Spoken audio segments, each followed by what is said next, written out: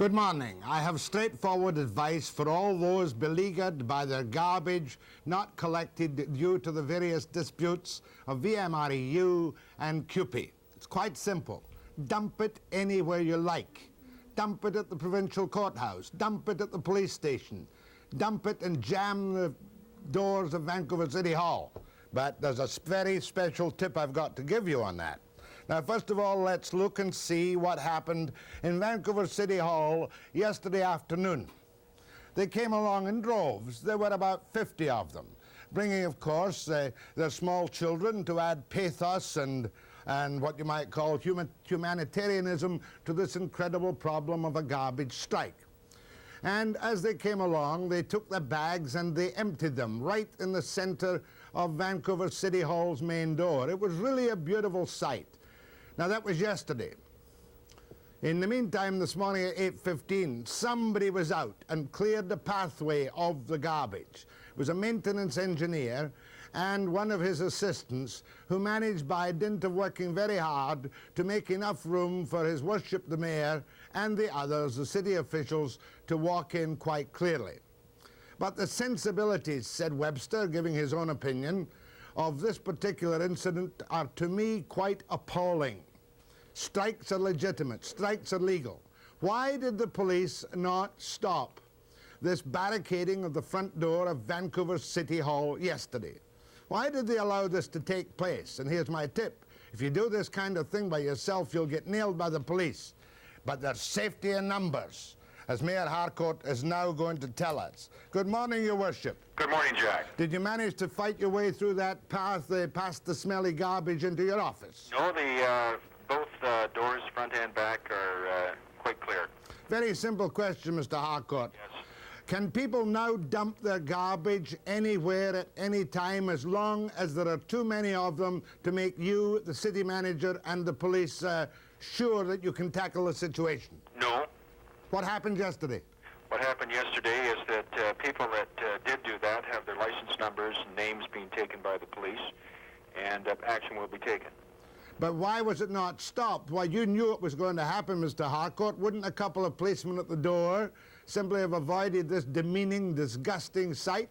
No, I don't think they would have at all, Jack. I think it would have provoked an incident. It would have provoked a situation that would have made the negotiations that I hope can get going substantially this week impossible, and broken off and prolonged the strike. And I'm not prepared to do that. But the people that did show up yesterday, who have disgusted the citizens of this city, are known. As chairman of the police board, I've asked the police to come up here today at 10 o'clock, and they are, and we're talking about further action to take against those citizens that insulted the people of Vancouver by dumping the garbage on the people's meeting place. Who took the decision that the police would not act and would not stop this disgusting dumping of garbage at the City Hall? The police did act. The police were up here. The police have taken down the information of who was up here, who the rented truck, who was involved in it, and there were a bunch of children up here. There were a bunch of other people, and the decision was taken, as it has in a number of other provocative incidents during this set of negotiations, to locate rather than to take harsh action which would exacerbate the strike. In other words, you instructed the police not to interfere except for the taking of license plate numbers. Yeah, after talking to our city manager and police officials, that was the decision that was made on Friday. Decision was made by whom? The decision was made by myself. By yourself. I just wanted to get that quite clear. Yes. Anyway, am I being too cynical, Mr. Harcourt? And, you know, we've both been around a long while. If I want to dump my garbage down, say, at the provincial court, as long as there are 50 of us, they'll only take our numbers. No, that's not true. That's not true. There will be follow-up action, and the people that think they're going to be able to get away with this are sadly mistaken. And not only are they not going to get away with it, but it doesn't help anybody, Jack. And after the advice of the senior staff, the police and our city manager, we made a decision on Friday. But I want to say three things. Number one, it does not speed up a settlement of this dispute; it prolongs it. Number two, it provokes, in my opinion, a difficult labor climate in which to get a decent settlement. And number three, we are working our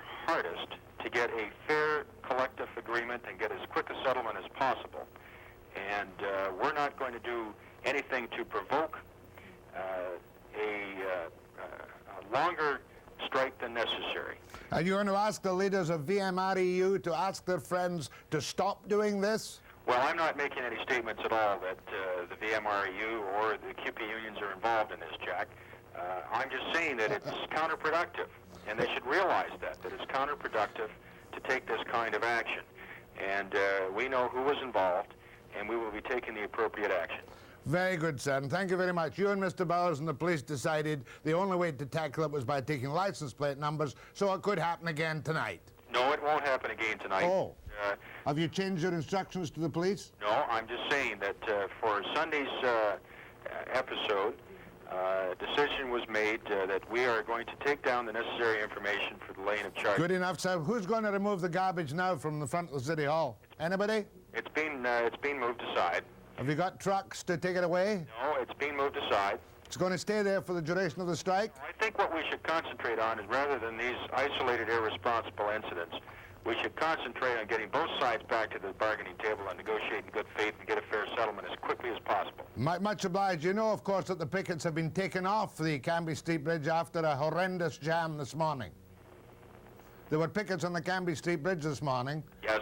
But they have now been removed, and I believe the backlog is beginning to clear. Well, we have negotiations starting again this morning, Jack, so let's concentrate on that rather than these isolated incidents. And I shouldn't advise people to dump their garbage anywhere they like, because these friends of the VMREU can do it. No, they shouldn't, and not only that, but citizens are starting to get quite angry about that and are feeding all kinds of information. They must have lost a lot of friends, the VMREU, for this yesterday. Well, I don't want to blame the VMREU at all, Jack, and I think that'd be quite unfair. But I may say that the citizens in Vancouver, whenever they see an irresponsible person dumping garbage in the parks and that, are now getting very vigilant, very active, taking down the license numbers, and those people are being reported to the police, the medical health officer, and letters and charges are now going ahead. It's a shame that you start your reign as Mayor of Vancouver in the filthiest city in Canada, isn't it?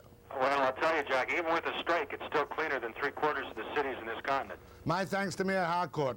Don't dump your garbage on the City Hall steps, or I'll put in your license number. Or anywhere else. Thank you very much, Your Worship. Still on the labour trouble this morning, I have with me Marion Runcie, president of the Burnaby Teachers Association. And she is advising their people, their teachers, not to cross the picket lines.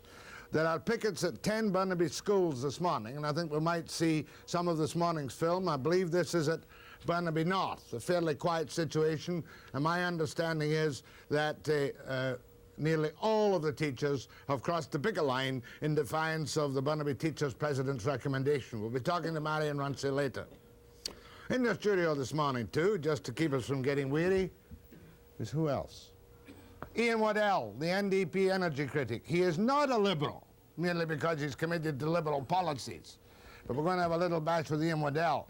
And also in the studio this morning, perhaps it'll be the swan song of his political career, is a former Liberal, or maybe he's still technically a Liberal, by the name of Gordon Gibson, who has cut the knot with Trudeau. Gibson first, after the break.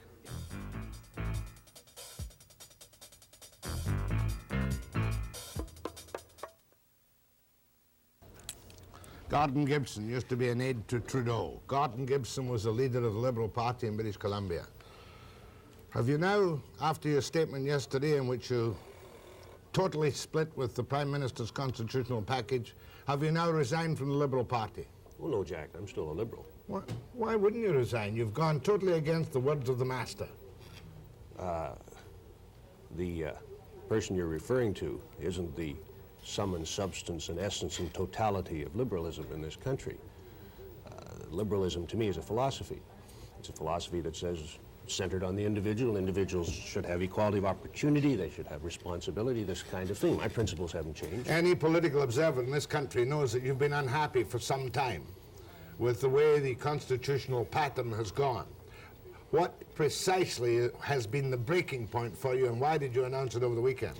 I think the breaking point has been the fact that we are coming to the end of the debate in Parliament. And if anything is to happen to change the government from its current exceedingly divisive course in this country, it has to be done soon. So apart from giving my reasons in a statement, which I have done after having worked quietly and sincerely in the background for as long as I could, I have as well written to all of the Liberal senators in the hope that they, working with other senators, will do what the upper house was designed to do in this country at the time of Confederation, and that is protect the interests of the regions, and do that in two ways. Number one, to require, to force the government in the lower house, even if they don't change a single line or comma of their proposal, to force the government to put that proposal to a vote of all Canadians before sending it to London, and require a majority in each region of this country before it goes. And then we have, then our Constitution brings us together and makes it an act of ours rather than something being imposed on it. That's number one. And number two, do something to change the first-class, second-class province situation. You're talking about the veto permanently held by the provinces independently of Ontario and Quebec. That's right. Pretend I'm Mr. Trudeau, and Lord knows I've had enough of it from him. For Mr. Gibson, for 100-odd years, we've been trying to get unanimity, and all these years we've never been able to get unanimity, and now is the time when the federal government must act, and the British House of Commons must, to quote the Prime Minister accurately, hold its nose and pass the bill. Well, I would say that anyone that is that sure of their ground should be prepared to let the people of the country pronounce on something as fundamentally important to them as that. Now, your basic objections are, one, the permanent vetoes, and there are a number of other things in the Constitution you don't like. There's difficulties, but we're never going to get complete agreement. And it may well be that the present package or something like it, eliminating the second-class province problem, might be acceptable to the people of this country with a few more refinements. But let's find that out. Let's not just bullet through and say, it's my way or the highway, fellas.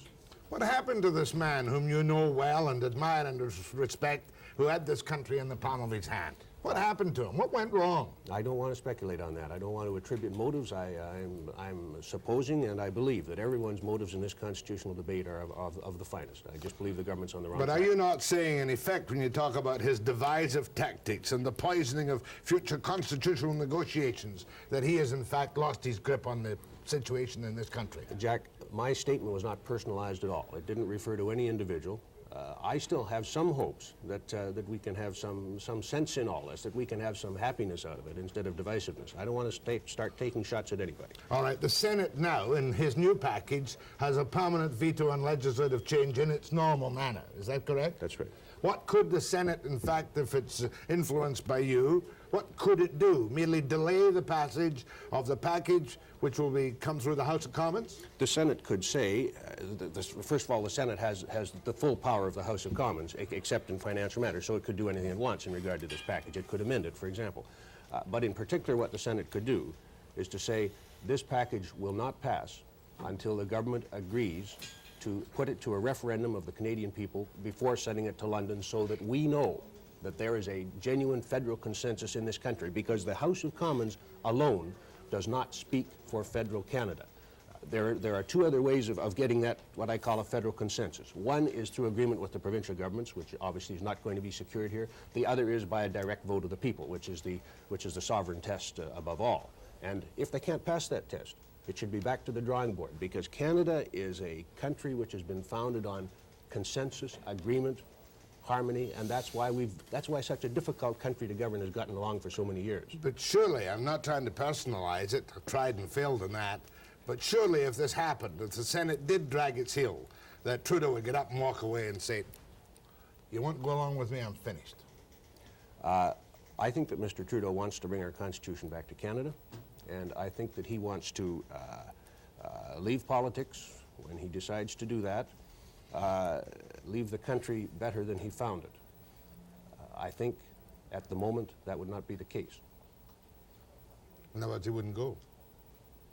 I can't speculate about that. All I can say is that the current constitutional process is one which leaves the country more divided than it was 10 years ago. You must be sad about taking this position. Well, people like myself tend to be snide.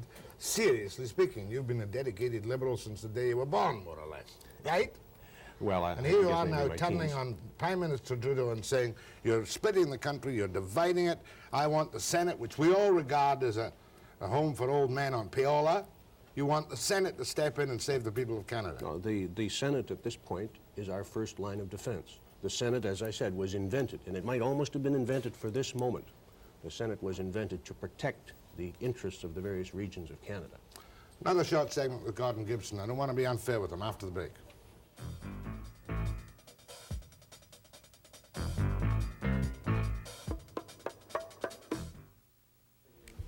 Certainly Gordon Gibson has put what's left of his political career on the line by going public and saying that the Senate must step in to protect this country, and the Senate must recommend, I presume, to the House of Commons that there be a nationwide referendum, yes or no, on the patriation package. Have I got you correctly? That's exactly it. And if that referendum passes in each region of this country, then we know that we're on the right track, and we know that people agree.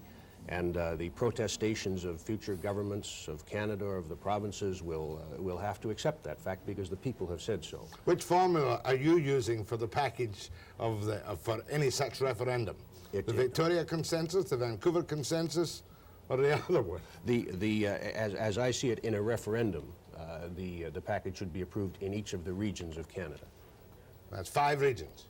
5 or 4, depending on which way you want to look at it. With more than 50% plus 1 in each of the regions would be necessary to pass it. Exactly. And if we can't get that, then it should be back to the drawing board and let's talk some more. But what about the promises that were made to Quebec? What about the referendum in Quebec? Do you expect Trudeau, and I'm being serious, to walk away from his provinces to amend the Constitution to give Quebec a better status and language and other things in this country? Well, the people in Quebec would be better spokesmen than I on this, but the Liberal leader in Quebec hasn't pronounced himself as being very happy about the whole process, and in fact this package doesn't really do very much for Quebec, nor does it do very much for the West. And what I'm worried about is that the poisoning of federal-provincial relations that is occurring as a result of the way this is being done, the poisoning of the negotiations of the spirit between the two parties here could make future constitutional change impossible for many, many years. And the kinds of constitutional change we need to settle the problems of Western alienation, or Quebec alienation for that matter, aren't addressed in this package. One of the great difficulties, surely, Mr. Gibson, is the fact that Davy Barrett once said, and I'll never forget the quote, "I have not yet lost a night's sleep going to bed thinking about what's going to happen to the Constitution of this country." Is this not very much a political issue which is not felt, really, by the ordinary man in the street now or even in the foreseeable future? Well, all I can say, Jack, is we will see whether that's true or not. I think people have heard about it enough now on the air and in their newspapers that they're starting to be concerned. And in particular, they have an underlying sense of disquiet that their governments are fighting each other, that the people that they elect are so upset with each other that they have to take each other to court, that they have to send diplomatic missions to London to lobby against each other. This is unprecedented. Obviously, something isn't working right here, whether people understand the fine subtleties or not. Something's wrong. Would you also rely on the British House of Commons, with perhaps a slight rebellion among backbenchers, to cut Trudeau's plans down to size? Well, this is one of the reasons why, in my view, there has to be a referendum, because are we going to be subject to that kind of indignity? Obviously, if whatever measure is passed in Canada is approved by a referendum, the British House of Commons is going to say, God bless you, and put it right through, and that's an end of it. What happens if the British House of Commons refuses to put it through because of pressure from the courts, no decision from the Supreme Court of Canada yet, pressure from the provincial politicians, and pressure from within their own committees? What happens then? You've probably read the Kershaw report in the have. British House of Commons, and Mr. Kershaw and his committee came up with the point of view that a request from Canada to be passed must be what they called a proper request. There must be some degree of Canadian consensus beyond the House of Commons in Ottawa. Do you hope to get some comment from Mr. Trudeau on the Gibson plan, or will he just regally ignore it? I wouldn't have the foggiest idea. Perhaps somebody will ask him a question about it. Maybe you might. In the House of Commons? Best in the House of Commons. You think I'm too soft on Trudeau anyway? Well, you're a very strong interviewer, but Go on. you let him slide off one or two last time he was on. You know better than I do, working at his elbow for years, how quick he is at sliding off. Yes, he is that. I've done my best anyway. You're now challenging him in public to reject you and say, he once was a Liberal, I don't think he's a Liberal anymore. Well, That's my Trudeau imitation. well, that's fine. I'm not in this for my political career. No, you're not. I believe Tell very me, did strongly it there's a hurt much problem when here. you set fire to the gasoline yesterday? No, it was quite a relief. I've been very, very worried about this. I've agonized over it for literally months. And Any reaction from inside the PM's office? Any phone calls of encouragement? can't say there've been any, no. You can't say there have been any. You're not phoning anyway to find out. Why don't you speak to him yourself? I mean, you've got access to the Prime Minister. See how tough you can be with him. Have you phoned him? Jack, I have done everything within my power to affect this in a quiet, internal way. But I have not been able to. Bar talking to the Prime Minister himself. I have done that in the past, and I have endeavored to do it in the fall. Well, anyway, it's good to know you won't be running in the next election for the Liberals. Is that right? I don't know. My thanks to Gordon Gibson. Politicians, schmoliticians.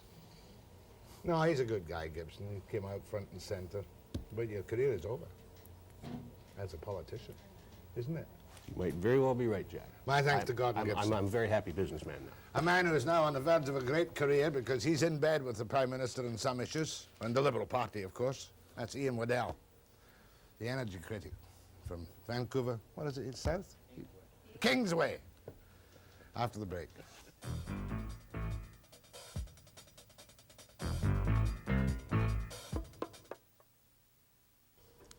People like Ian Waddell make me feel kind of old. They don't make me feel any smarter because they know what's going on in the country than I do. I remember when Ian Waddell was working for Berger on the famous Mackenzie pipeline. Was that it? That's right, yeah. And just a passing remark, though. I felt kind of sorry about Gordon Gibson this morning, even though I'm not a Liberal, not an N.D.P, and not a Tory. Do you not feel kind of sorry about Gibson's total split with his party when he might one day have been Prime Minister, who knows, of this country? Well, I sat there shocked. It disturbs me a lot because he is a political leader, even though he's not elected. Here, he's had a good record in the legislature and people listen to him. And I was listening to him very closely. I don't agree with him on it. I didn't think he had to take that position. But it's important, you know, the Constitution it's a historic moment in Canada. It's important that people like Gibson speak out. I might point out that the referendum and the amending formula, I know people are probably tired of this, but it's not too late. You know, after the thing comes back from Westminster, and I'm convinced it'll come back with 2 to 4 days debate in Britain, it'll come back, and then the provinces, we can go back to the federal provincial conferences, and as Gibson said, the real way of doing things in Canada, through cooperation, if the provincial premiers will cooperate. And they could put forward an amending formula, and then their amending formula and Trudeau's amending formula would go to the people in a referendum. So we haven't, you know, it's not over yet. Because that should be pointed out. One of the great feathers in Trudeau's hat, even though your party is split over it, is that your parliamentary leader and yourself are among those who are backing this package, right, left, right or wrong. You're committed I'm committed to the package because I think we got major changes in the package. We're still proposing more changes in the package. We hope to get them. And I think it's part of the stage, and this is where I differ from Gibson, is that if we're ever going to be not a colony, we're going to be a free and independent country, we've got to move now on the constitutional thing. This is the historic time. And Trudeau, I don't like Trudeau in many issues, and it's not his constitution, it's our constitution. He'll be long gone.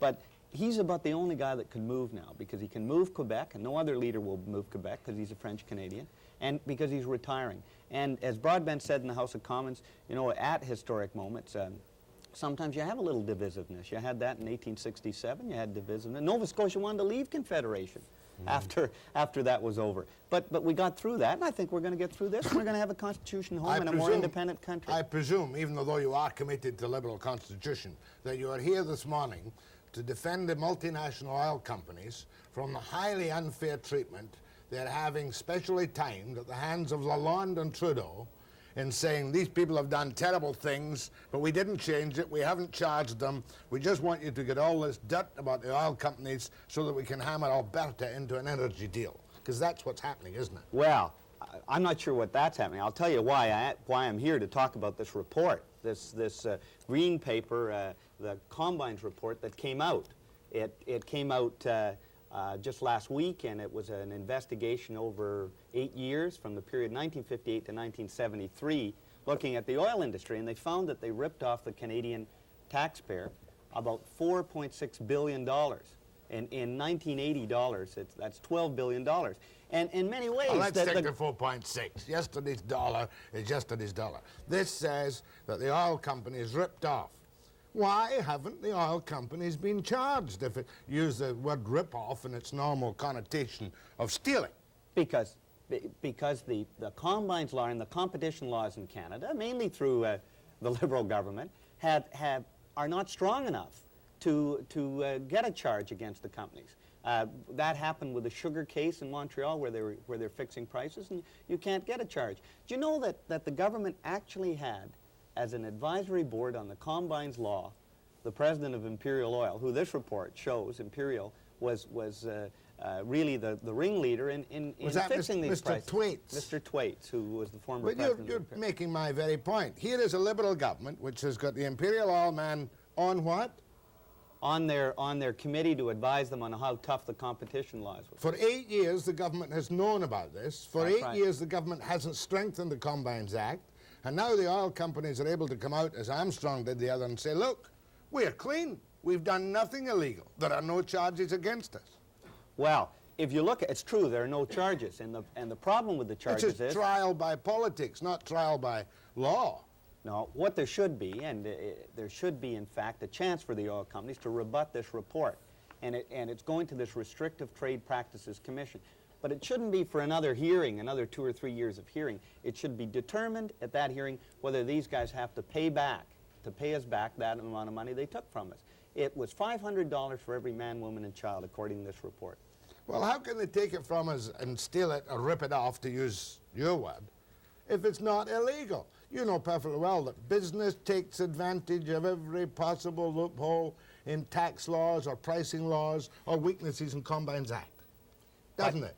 That's right. But it is immoral and improper for price fixing on this scale to go on. Does that say price fixing? Sure. Let me read you. Here's a quote from one of the Sun documents, Sun Oil documents. Sun Oil. Yeah. Are they big boys or little boys? Well, they're one of the companies. They're a subsidiary of course, a big company in the United States. And what the companies were doing, by the way, is that they would sell oil from their foreign parents to the local Canadian companies at inflated prices and getting away with it. Then they were controlling all the gas stations. Then they were controlling all the refineries. Then they were controlling all the pipelines, so that they had control of the whole process. And we were paying 5 cents extra for 8 years for gasoline when we didn't have to do it. Let me read you this. It says, we, that's the Sun organization, are ahead as long as the Canadian tax authorities recognize these high prices fully as costs, despite their basic unreality. Well, there is an acknowledgement right in their own documents, and the report is full of these acknowledgements of price fixing on a real grand scale. We're all prepared to hate oil companies as a matter of principle. I'll probably have Armstrong on one of these days, and he'll tell me, no, there is competition at the gas station level. Well, this report denies it, and it says that there hasn't been that competition, and it's gone on for years. The question is, we may all be prepared to hate oil companies, but are we prepared to do anything about it? I don't know if they can see this or not. Sheets of paper. This is Armstrong. Oh, you can't read that, can you? That's an ad that You appeared... did the headline. Rip-off. Nonsense. Will not stand up to an impartial inquiry. Strong, mind you, I've got to laugh at this. Yeah. Strong competition has helped keep Canadian prices low. Now, the fact remains that I'd be terribly impressed if this report had come out and laid charges.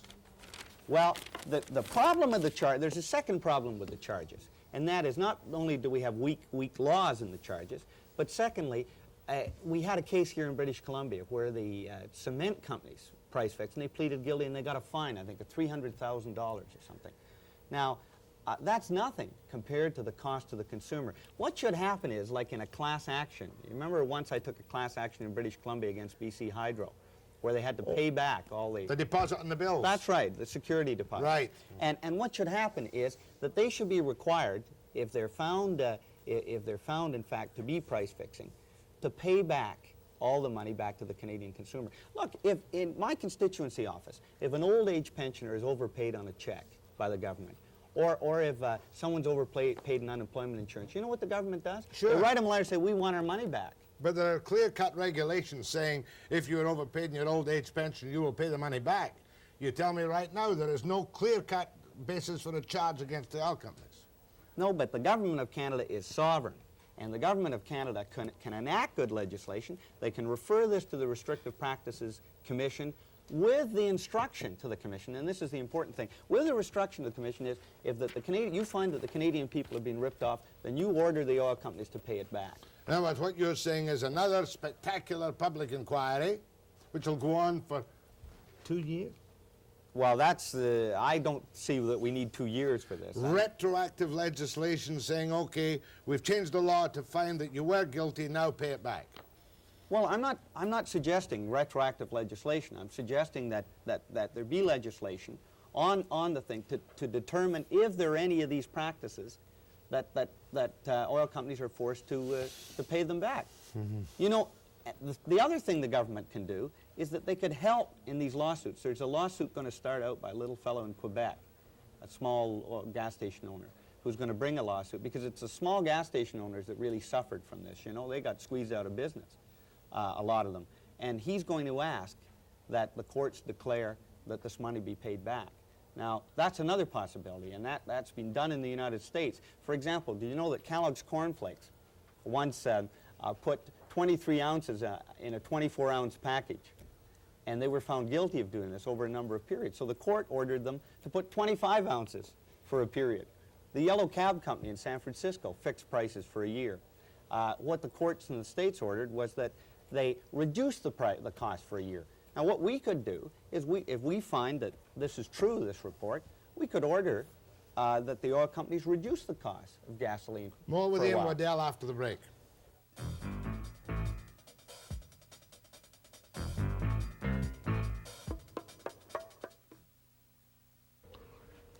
There are pickets around a number of Burnaby schools this morning by the striking school board employees. And I have in the studio Marion Runcie, who is president of the Burnaby Teachers Association. And Marion, I suspect you're not making any friends by your advocacy as president of BTA that teachers should not cross picket lines and that children should be directly involved by losing their schooling during a dispute. I want you to explain to any mothers of children out there if you really expect the kids to be thrown out of school because of a civic labor dispute in Burnaby. Yeah, I guess I do. And the reason for that is because if they're not, the strike will go on for months. Whereas if teachers would honor the picket line, I think it will be short and maybe not sweet, but certainly short. You feel it's your bounden duty to put the clout on Burnaby School Board to meet the demands of the strikers. Well, our association has policy that we expect our members not to cross. It was policy voted on by all members. And we're very strong on the matter of equal pay for women. Now, how come that your pickets last week and this week have not really done very much to keep teachers out? In other words, your policy doesn't appear to be supported by the majority of your members. Yeah, we're having problems with that one. There's a couple of things. I guess teachers don't have any bargaining rights for themselves, so it's difficult to understand what it's like to be on a picket line. Teachers have what? They don't have any bargaining No rights. bargaining rights? You know that. I thought we had fights all the time, every year, which finished up in compulsory arbitration, whereby you always get a little extra piece of the pie. You know, you go in and negotiate for your salaries, but if you don't come to an agreement, then you go to a compulsory arbitration board, and that's the end of it. And it's only salaries and benefits, no working conditions. Money benefits. Yeah. I thought in Burnaby you had a working condition agreement. Yep, we do. One of 5 in the province is a voluntary agreement with our school board that deals with learning and working conditions. Now, therefore, you're way out ahead of the... How many teachers do you have, 1,100? We have 1,200 members. There's just over 1,000 actually working right now, because there's 2 locals in This morning at Burnaby North, your teachers crossed the picket line. Well, that's what they told you on the telephone. I assume you talked to the school, but the staff rep phoned me, and she said that about 6 teachers crossed out of 58. 6 out of 58? Yeah. So therefore you've got 52 out. That's a lot. So that means that these children in that school today will not get the normal educational quotient. The interesting thing about this is, and it's making some of the teachers quite bitter, is that January and February, when we were sick, there weren't enough substitutes to go around. But somehow the board seems to be digging up substitutes from all over the place to cover our classes if we don't cross. Yeah, I saw a television report in the news hour about that substitutes are coming in to replace. Yeah. Not all. Now, some subs won't cross either because some of them are members and they won't cross the picket line, but they're getting them from other places, I guess. I don't know. Who are the subs who are crossing then? Non-members? A lot of them. Do you regard these people as scabs? If they're crossing the picket line to take another teacher's class, Yeah, I think they're Do scabby. you regard any teacher who crosses the picket line as a scab? Not unless they do CUPE work. In other words, while you advocate that they don't cross, a teacher is entitled to cross if they're just going to teach children? I can't say that they're entitled to cross because they're not supposed to. The BCTF has policy that you shouldn't cross unless your local association decides it's okay. And our locals decided it isn't okay, right? The BCTF policy is, give me that again, please. That you shouldn't be crossing a picket line unless it's authorized by your local association. And your teachers' association has not authorized the crossing of the picket line. That's right. So therefore the teachers who cross the picket lines in Burnaby have to use that horrible word, scabs. Well, Yeah, you gotta well, I admit think that. a scab is a person who crosses and does somebody else's job, eh? No, a scab is anyone who Like it. crosses a picket line. And a management person is a scab who crosses a picket line in the eyes of, say, for instance, the TWU. Yeah, but that's because they're doing their jobs, right? Like our people who are going in. I don't think they should be going in, but the people that are going in aren't doing CUPE jobs. 99% of them aren't doing CUPE Well, the jobs. semi-scabs, then. Let's put it that way. Are you politically motivated, said Webster to Marion Runcie of the Burnaby Teachers Association? I mean, are you a strong left-winger? I guess in terms of teacher politics, my politics are progressive. I'm not a member of a political party of any sort. I don't know. Yeah. The thing about this issue is, A, that we have policy, and B, that it's women's rights. Do you know what I mean? Like, I mean, What do you mean women's rights? Well, I wouldn't like to be living on a salary, taking home a salary of $800 a month. You know? It depends if you're just out of grade 12 and got no family responsibilities, surely. Yeah, but a lot of those elementary school secretaries, they have a lot of responsibilities. The schools don't run well without them, and they have a lot of skills too. I mean, the laborers don't start out at that kind. There's a couple dollar an hour difference between what this clerical people start out. They start out at $5.85. A $5.85. laborer one, no skills, $7.99. So some of the secretaries who have elementary schools who've worked for the board for 20 years have teenage sons who are starting at, at the same rate because they can work out up to, that laborer one. Can we have, okay, supposing I were to accept your premise, which I don't really accept. I don't think school board secretaries are all that hard worked in all instances, or city hall employees for that matter. Supposing we accept your premise and we bring these $5.85 an hour people up to the $8 starting hour, who pays? I pay, I'm a taxpayer. Is there no longer any pay for merit or arduous work in a job? Must everyone get the same pay for everything? Must women get less because they're women and clerical jobs aren't valued as much? Like, is it easier to be a clerical worker than it is to be a laborer and cut the Yes, grass? it is. No way. 35-hour Come week. on. 35 If you're an hour elementary week. secretary, you have to speak to the public. You have to deal with irate parents on the phone. When kids cut themselves, they come to you and cry on your shoulder. I mean, you're a public relations officer if you're an So if elementary you bring school them up to the secretary. $8 an hour at the lowest level, then you're going to telescope a number of the other clerical grades, and you're going to have great resentment further up the ladder, which means there'll be more escalation of wages, and God help the taxpayer. Does nobody think about the taxpayer? The thing is, that Should the young people not get less than older people in certain circumstances? They do. They have to work up. They get experience in their job. But the taxpayer shouldn't be able to take advantage of the municipal workers either, $5.85 for a simple lowest grade clerical job plus 17.9%, whatever they're presently being offered, plus the 35-hour week, plus all kinds of holidays, plus all kinds of fringe benefits. They don't all get paid for it. A lot of them get laid off in the summer. So Anyway, but your position quite clearly is that no decent teacher should cross a picket line during a labour dispute involving the clerical workers. the school board employees, our policy is picket lines of school board employees, yeah. And the hell with the kids. Not the hell with the kids. You know, a lot of the teachers that are staying out are business education teachers. You know why that is? Their kids are walking the picket line. Their students, the students that we've taught, are now working for the school board or for the municipal hall, and they're walking the picket line, and they're making us money because they happen to be women. You don't quite get that? Business education teaches children. They teach students who are going to become clerical workers, right? And they're walking the picket line. Those kids that As they used students. to teach. No, the ex-students, right? They've graduated now, right? As clerical workers. Right. Marion, nice to have you here anyway, but I'd like to get the reaction from some mothers this morning. Okay. Should your child be denied education because some clerical worker wants equal work for equal pay? Equal pay for work of supposedly equal value. That's the right way to put it. Yeah. After the break.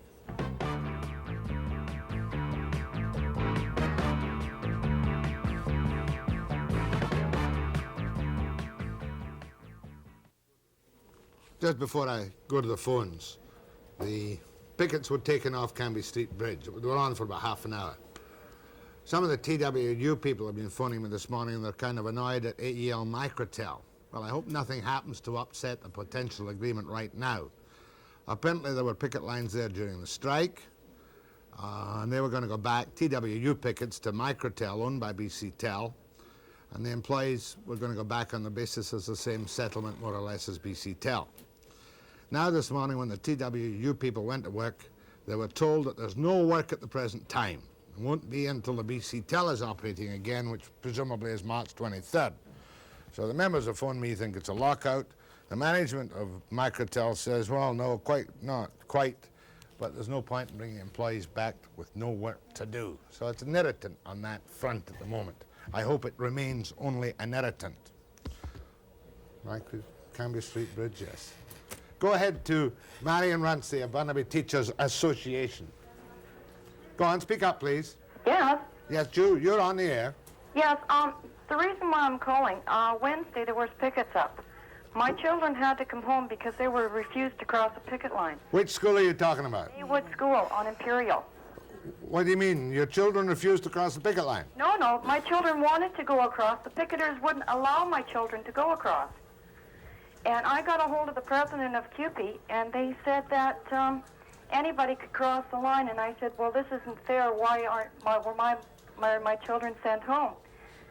And he said that the reason why it is because this is the only school that's had any complaints about this at all. And I don't believe that. This woman's complaining that the CUPE pickets turned back her kids at Haywood School last Wednesday. Yeah, the first day there were some problems at Maywood. Now I understand. Maywood. You know what little kids are like, right? After you've been a teacher for a while, it's, that some kids try to get into their classrooms and said they had to go home because the classroom doors were locked from the outside, but they're always locked from the outside. I mean, they always go in the front door. But you don't want CUPE pickets to tell kids not to cross the picket line. And neither does CUPE. Neither does CUPE. No. So we're sorry about that, I suppose. What else can I say to you? Are your kids at school now? Yes, they are, finally, because I took them across myself. I had to take up about 6 of them. And I didn't think it was fair because we went around to the front, but the doors weren't locked when they first went in. Anyway, Marion tells us that they're not supposed to do it, and you don't support that kind of action, do you? No, I don't. I don't support it at all. When they turn around and do something like that, it's totally unfair. Good. Neither does Marion. Go ahead from Vernon, BC. Yeah, Len Galbraith here, Jack. Yeah. I just want to make a comment here that these people seem to think that they're really underdone or whatever and really abused. I'm a World War II veteran. I got a steel ball and socket in my right shoulder, and I got 5 fused vertebrae and a half a right foot, and I have to work for a living. I get a small pension from the Army, and my total monthly deal comes to about $680 a month. That's my wages and my pension. What's the point you're making? I have every sympathy with you, but what's the point you're making?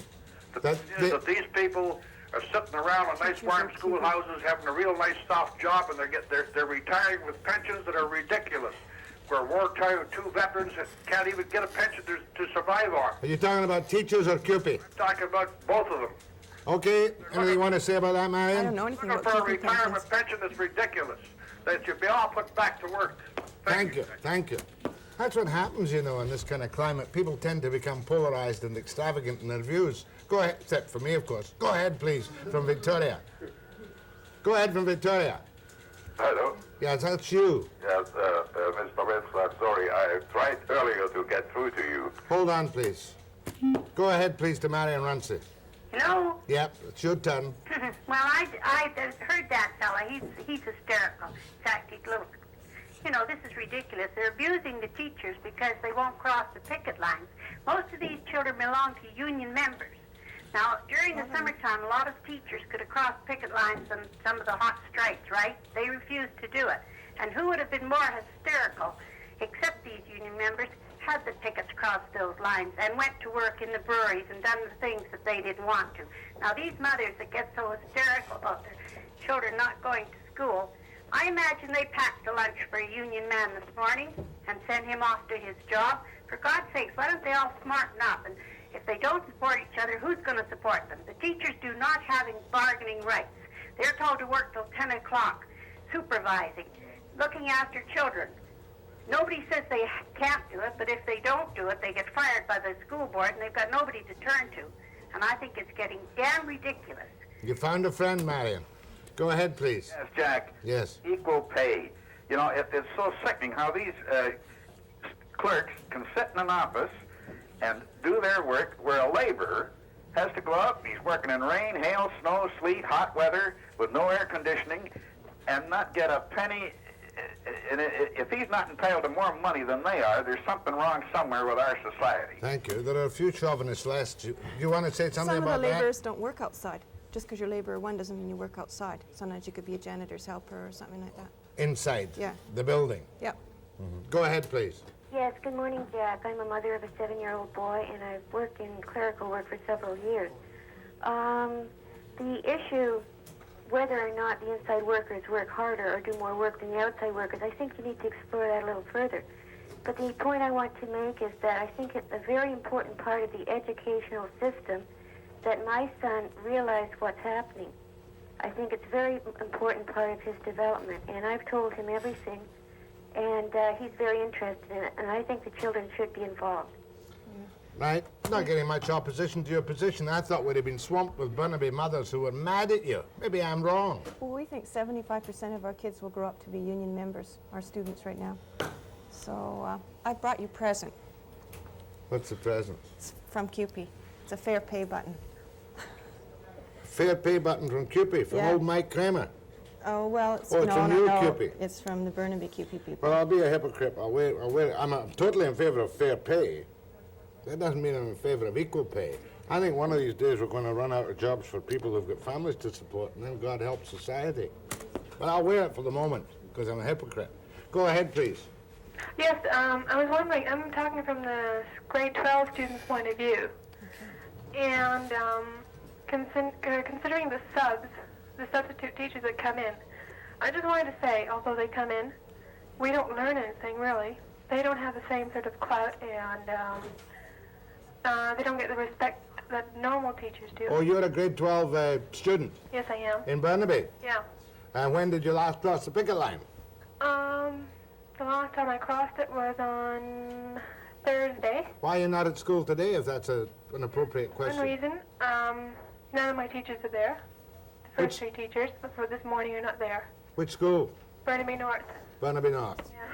So most of them stayed out this morning? Yes, they did. I think about only a third of them crossed the picket line. Oh, perhaps you're winning, Marion. Yeah, I just wanted to say that, you know, even if the subs are there, we're not learning anything. And there's no point in even the students going. Another thing is this situation in the school. There's garbage all over the place. It's hazardous. There's no point in even going. Why does it have to be garbage all over the place? I don't know. I don't know who does it. Maybe it's a bunch of students that are really for the CUPE, pardon me, or whatever. I don't know. It's just that it's stupid even going there. We can't even stick around in school because of the smell, and it's just sickening. I know that some of the teachers who crossed the picket line in the beginning feel that there was no education going on because of all the disruption, and they're not crossing now because they hope that that'll bring the strike to an end sooner. And they lose the pay when That's they're not. cool. Oh, yeah. You can't use sick time not to cross the picket Oh, line, no. can you? No. If you refuse to cross the picket line, there's no pay. That's right. It's simple as that. That's right. And you're quite pleased with your response, certainly, at Burnaby North this morning. That's right. I certainly am. And I think that, well... Go on, you think that what? Well, I think that a lot of people at North are, like the person I just described, they're not crossing because they feel that no education is going on and they want to bring the strike to an end faster. Okay, Marion, I'm going to let you know. Well, no, maybe...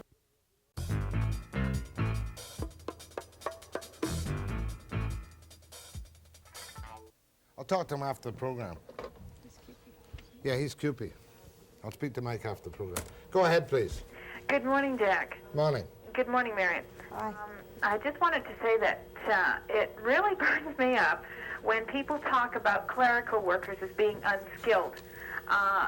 To me, it's very, very unfair because a young man can come out of school. He hasn't had to take any training at all and any special courses or anything like that, and he can start making $8 an hour, whereas a young woman comes out of school, she's had to take special courses to be able to prepare herself to take a job, and then she has to start out at a much lower wage rate than he does. to me, it seems completely unfair. I'm a mother. My child is not of school age, but I support CUPE completely in this because I think it's terribly unfair. I really do, and I always have. I have worked in elementary schools, and I know that those elementary school secretaries are Girl Fridays. They do everything. And a lot of them too. I know this was a few years ago. I don't know whether it's the same situation now, but a lot of them would cover 2 or 3 schools in 1 week. They would be at one school on Mondays and Wednesdays, another school on... Well, I've often thought, if I can balance the argument a little bit, that one of the most dangerous things socially in our society, for somebody to drop out from high school, we'll say it's 16, 17, go straight into a union contract and get $11 an hour, totally unskilled. That's right, Jack. I agree with you. No, I mean, maybe their wage, maybe there should be a starting rate for somebody somewhere in some contracts, properly balanced by the proportion of adult workers to beginners. Maybe that's the answer, to swing it the other way. There was a time when you had to serve an apprenticeship. I'm not suggesting we go back to that kind of thing, Marion, but there was a time when before you got the full rate, you went through a period of something or other. Whereas now, the ambition of too many young high school people is to get a job in a union contract the moment they get out of school so they get $11.50 or $14 an hour, and they're ruined for skill work for life. Would you agree? Yes. Well, now, would you agree, Marion? I know kids working up in the north who are making enough money that would blow your mind on unskilled or semi-skilled laboring jobs, thousands upon thousands of dollars a month, and they're ruined for life because we have no merit view of anything. I'm speaking philosophically, if such is possible for me on a Monday morning. You know the point I'm making? Yeah, I think that kids should have training so that they can have something to fall back on when they're they not don't physically. Have to now. All they need is a good union contract, and they're in like Flynn. Not in every union. No, but in many unions. I mean, one of the great things, the great ambitions of some kids in high school is to become a swamper on a garbage truck. It's home free for life. I wouldn't want to be a swamper in a garbage truck. Neither would I. Not at that, well, not at any salary. I'm showing my reactionary background. You're making me look bad this morning, Runcie. No more Marion for me. Go ahead, please. Good morning, Marion. I just want to say that secretaries do not make enough money. I'm not a secretary in a school, but I know at our school she does everything. The kids fall down, they go to her. They hurt themselves, they go to her.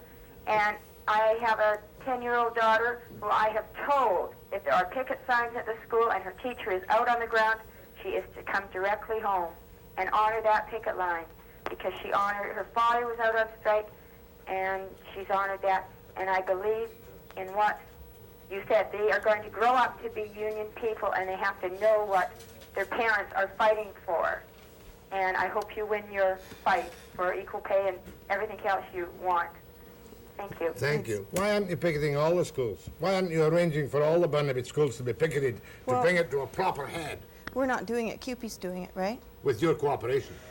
Well, we don't know which schools are going to picket and that kind of thing. You had to deal with them and agreed that they wouldn't picket them all. That's right. Well, you did have a deal with them. We asked them not to picket them all. We asked them if we could cross their picket lines, and they said no. So we said, well, how about rotating pickets? And they said yes. So you don't expect them to close down all the schools? On the same day.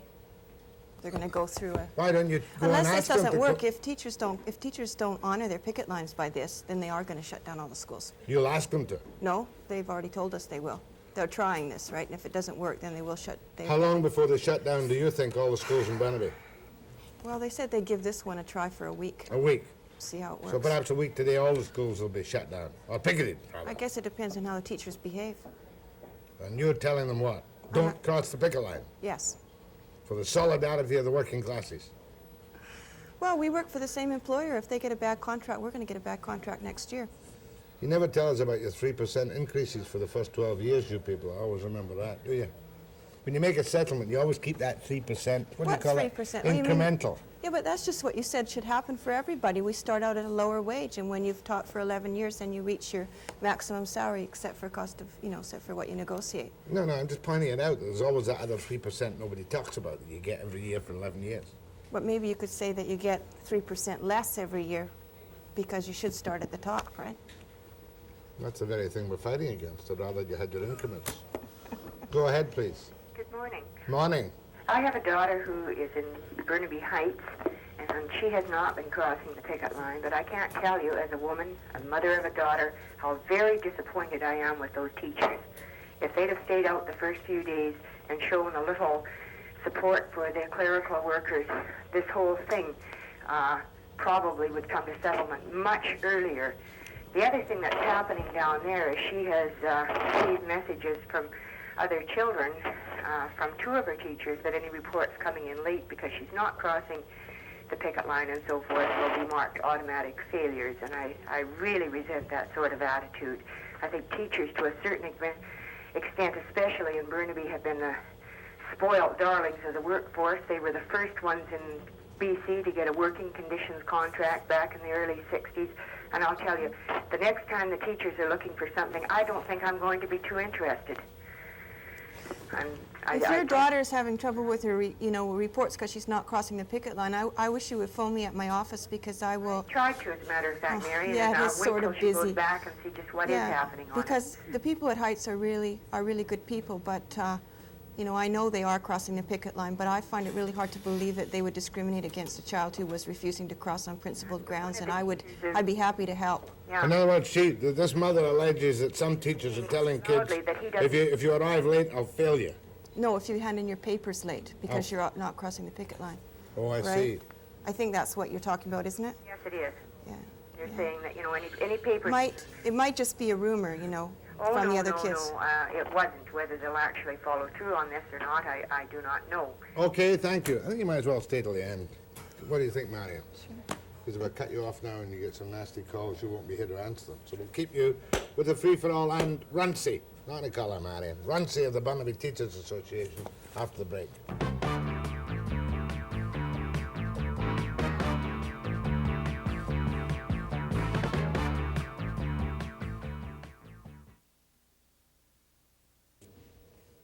Here was the scene, just to fill you in, on the Cambridge Street Bridge this morning, shortly after 8 o'clock, when some supervisory staff went out to fill some potholes. So what CUPE did was they blockaded each end of the bridge for a period of about half an hour, I think, with an incredible traffic jam on each side of the bridge. But I gather that as soon as the exempt staff finished doing the potholes, they took the pickets off the bridge and traffic came back reasonably to normal. Now, have you had any report this morning yet, Marion Runcie, of how many of your teachers have respected how many picket lines in the 10 schools that are being picketed by your CUPE allies today? Yeah, I just heard from our Vice President, Paul Downey, and he said about 50% of the teachers in the schools that are picketed are out today. Half the teachers? Yeah. But it doesn't seem there are lots of kids milling around. The kids, by and large, will have gone through. Well, some of the secondary schools, the kids aren't coming anyway because they're union members and they can't cross. Picket lines. Yeah. How can they be union members? Part-time job. Oh, part-time job as a union member. Go ahead, please. Nobody there. Go ahead, please. Mr. Webster, I'm really annoyed with you this morning. You've been concentrating on value judgments instead of what the issues at hand are. And I'd like to know about the school board and why they haven't been negotiating with the CUPE union. Perhaps because their demands are unreasonable. Pardon me? Perhaps because their demands are unreasonable, Marion. No way. I don't agree. I don't agree. Well, I mean, why are they the only school district in the province, in this lower mainland area, that aren't negotiating? Oh, I don't think that's true. No. That's just not true. Well, I understood that everybody else was still talking. I know that the CUPE school board in Vancouver, who Marion loves, I'm quite sure, they made a little secret deal of 17.9 and 17.9 plus equal work for equal value. Didn't you know that? No, I have heard that it wasn't settled yet. There was nothing. No, but that was the offer made from the school board to the union. Philip Rankin, Harry's son, confirmed that to me himself. Looked like a little ploy to me, of course, to embarrass Harcourt, the middle of the fence waffler, N.D.P. Yeah, but it seems to me the Burnaby School Board must be sacking away a lot of money as well, each day of this strike. Yeah, every day that the teachers don't work, they have money surplus in their budget. But don't you realize that's how these local politicians settle strikes? Well, this is what I want to attack here. Why the dickens should we be paying taxes when our kids are not getting the full value for our tax dollar? I mean, well, there are not a lot of people who think that a lot of civil service workers are overpaid and underworked in general. With that at all, Mr. Webster. Well, I'm inclined to... Let's not dwell on that issue. No, rather not. It might embarrass you a little bit. Besides, as far as I'm concerned, it's ignorance that you're propagating here, and well, that's me. why you dwell on that all the time? You know, it seems to get people's tempers up even more, and to me, it's just a red herring.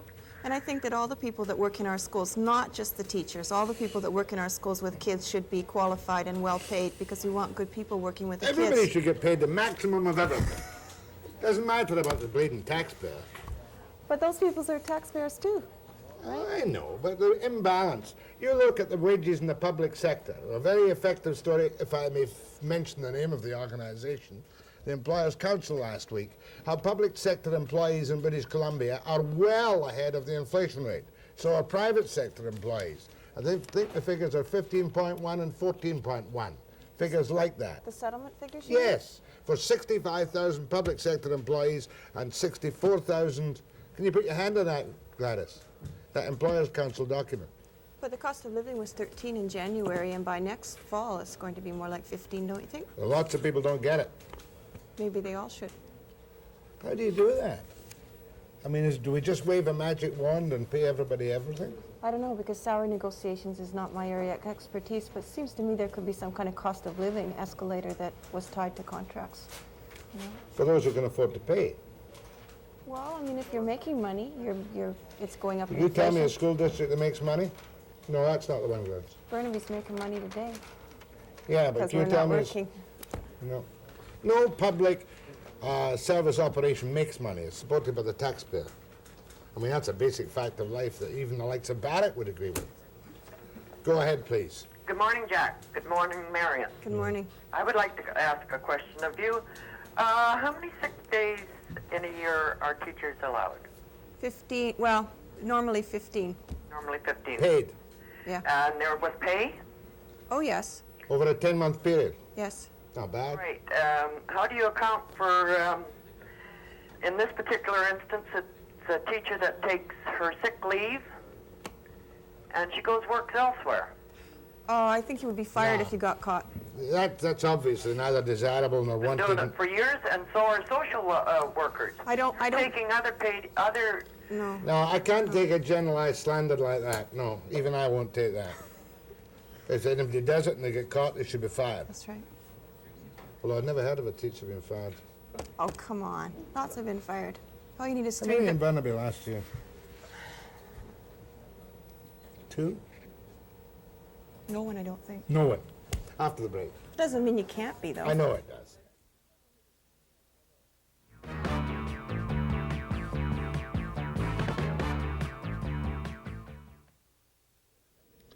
My thanks to Marion Runcie of Burnaby Teachers Association, who tells me how many of the teachers stayed out in the 10 schools picketed? About 50% of them. About 50%. And you're quite pleased with that response? Yes, I am. But if it doesn't work, you will not object if CUPE pickets every school next week. Well, we'll object, but I'm sure they'll do it anyway. But you won't object. Well. That's your policy. What? Don't cross the picket line. That's right. My thanks to Marion Runcie.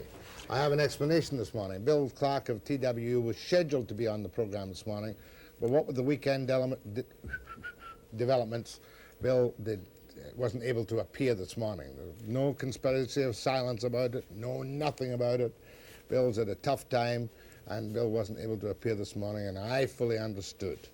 Let's hope that dashed thing is cleaned up in the ratification vote, and I wish the best to my former newspaper colleague, Mr. Hope, as arbitrator. Tomorrow morning at 9 a.m. we're going to start off with Heinrich, the Labour Minister, and then we have a good feature on carnage in the canyon after tomorrow morning, 9 a.m. precisely.